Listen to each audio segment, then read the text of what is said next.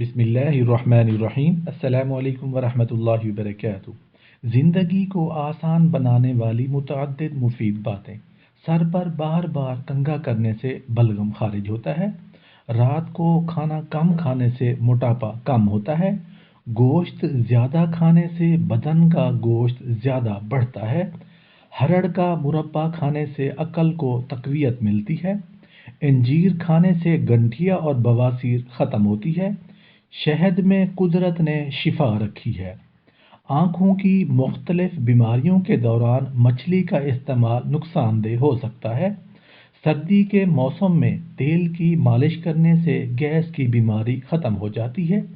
दही के इस्तेमाल करने से मैदा ताकतवर होता है और ये दिल को मजबूत करता है। मछली को खाने के फ़ौरन बाद अंडा या अंडा खाने के फ़ौरन बाद मछली नहीं खानी चाहिए। जब किसी नए शहर में जाए तो सबसे पहले उस शहर की प्याज खाएं, उस शहर के वबाई अमराज से बच जाएंगे।